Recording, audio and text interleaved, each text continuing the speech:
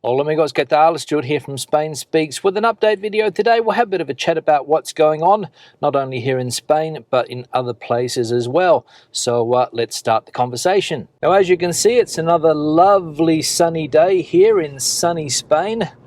As we know, in this part of Spain, the sun shines throughout the winter months, although it is cold. It's about 3 or 4 degrees Celsius at the moment, so quite cold. But the sun is shining, which is a pro. Obviously here in Madrid we don't get the weather that you get down there on the Costa del Sol or the Alicante coast or the Canary Islands, of course, which has fantastic weather. But it's not too bad unless you hate the cold, that is. But a lot of people come from northern European countries where you get cold with no sun. And of course, when they come to Madrid and see the sunshine, it really brightens up their day. And you can sit outside, have a drink, have breakfast outside, have something to eat, and enjoy the Madrid sunshine. Anyway, let's get on to the topic of today. Lots of governments stuffing up at the moment. Obviously, we know what's happening there in the UK with Partygate.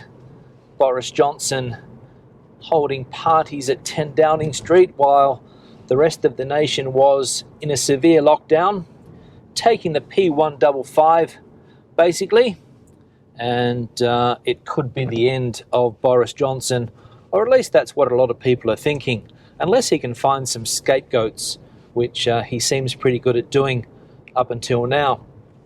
And of course the Australian government didn't handle the Novak Djokovic situation as good as they probably could have. They basically stuffed it up there, and it's one of the problems that we have in countries like Australia and here in Spain, where you've got state governments or regional governments, and then you've got a more federal government that is able to overrule, and I think basically that's what happened in Australia. Tennis Australia, of course, was desperate to get Novak Djokovic down there to play tennis. Victoria also wanted him to come down, the number 1 seed in the world, probably the greatest tennis player of all time. That's up for debate, but if he wins a few more Grand Slams, he could go down in history as the greatest. So they were desperate to get him down there and play, but of course he chooses not to be vaccinated, apparently, and that of course led to his downfall and eventual deportation. And the way the Australian government handled it, in my opinion, wasn't the best, and I'm sure that that is the major criticism that people have. Wasn't clear from the beginning exactly what they were going to do, and it went on and on for longer than it should have. And the words of Rafael Nadal at the beginning of the whole saga were fairly clear. Djokovic made a choice. He chose not to be vaccinated, and you have to live by your decisions. So that was the Djokovic scandal. And I saw the Australian Prime Minister say yesterday that, well, maybe next year he'll be allowed to come back if he wants to, of course. I don't know whether he wants to go back to Australia. But the Australian Prime Minister saying, well, next year we'll welcome him back if he wants to come, because after all, he is a tennis champion, and maybe next year things will have died down a little with this anti-vax movement and all of the problems that they are allegedly causing down there in Australia. I'll speak a little bit more about that in a minute, because a few things have caught my attention, especially a few comments by the British commentator Nigel Farage. I think he's a commentator now. I don't think he's a politician. He was a politician there for a while. I think he was the guy that led the UK to Brexit, and now he has become a social commentator, let's say. And he comes up with some pretty strange things, let's be honest. But anyway, I'll talk more about Mr. Farage in a little while. So, just going back to the governments falling on their own swords, which is the case of Boris Johnson. We know that obviously holding those parties wasn't a good look when the rest of the country was in lockdown. as I said. But the Spanish Prime Minister here, Pedro Sanchez, he's really got through this whole pandemic so far without any serious problems. I mean, there's been some scandals here. For example, there was a meat scandal last week and also last year as well. But apart from that, nothing else.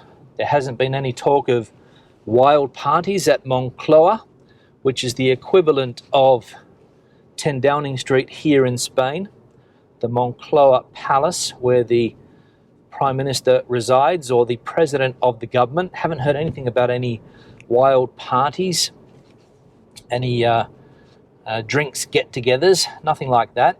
So the Spanish government so far seems to have handled themselves quite well.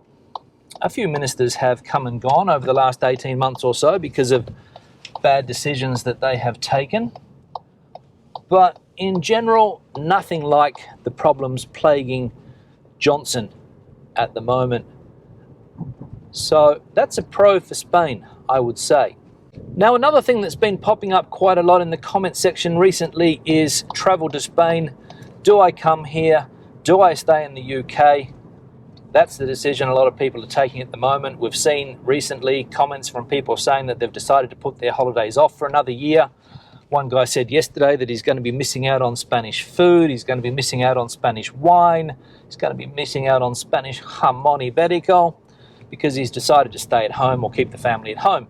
Whereas other people have got on the plane, come to Spain and are enjoying their time here. As we saw in another comment from somebody who replied to what I said yesterday and said that he's down there in Andalusia. So do you come or do you stay?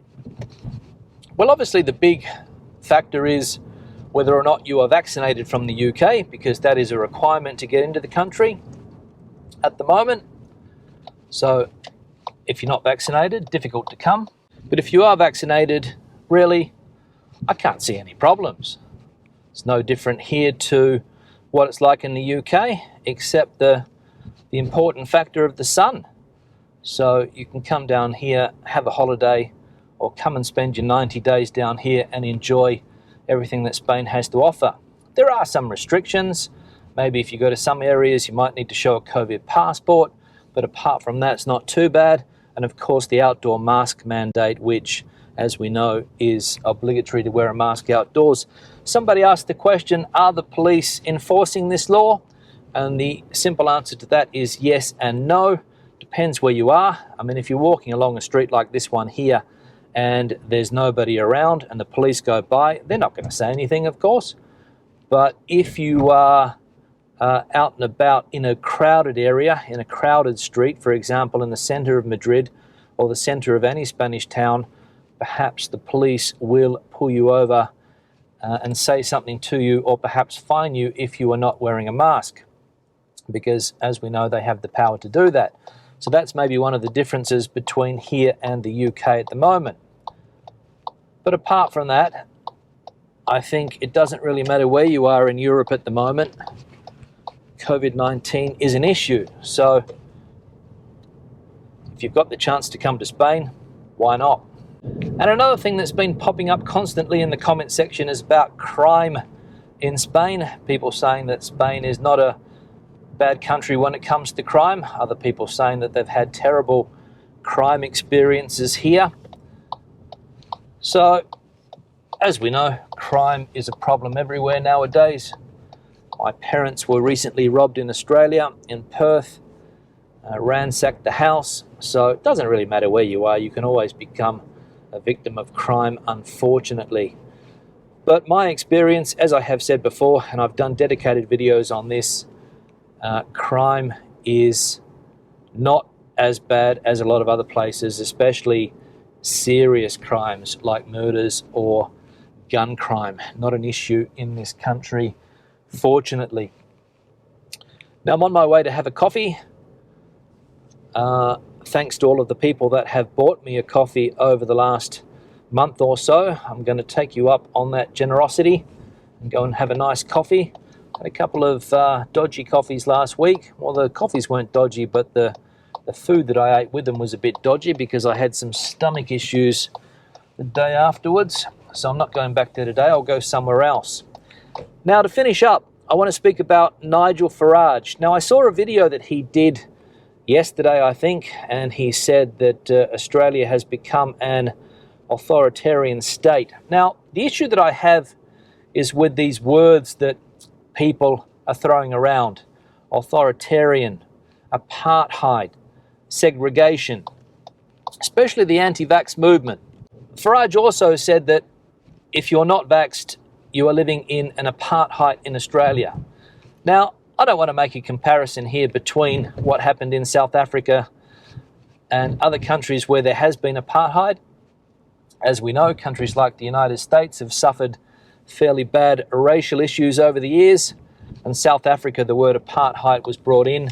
Apartheid meaning separation, of course. Apart, the Spanish have a good word, which is apartar, where you separate somebody from something, or you separate something from something else. And the word apartheid obviously coming from there. But the key difference here is that apartheid was a problem for people that had no choice in the matter. And I think everybody knows that, or anybody who has any common sense knows that there's absolutely no similarity between the two. Now, I'm at the shopping centre now, so I'll just turn off the car. So there's a few people that have chosen not to be vaccinated, and they're saying that they feel like it's segregation or they're victims of apartheid. I don't agree with that because, again, it all comes down to choice. Somebody chooses not to be vaccinated, but you can't choose, for example, the colour of your skin. You couldn't choose to be different. But people are deliberately not listening to public health advice. And again, I'll say public health advice. The public health advice is to get vaccinated. But a small percentage of people, for whatever reason, Djokovic included, decide to go against public health advice because they think they are above that.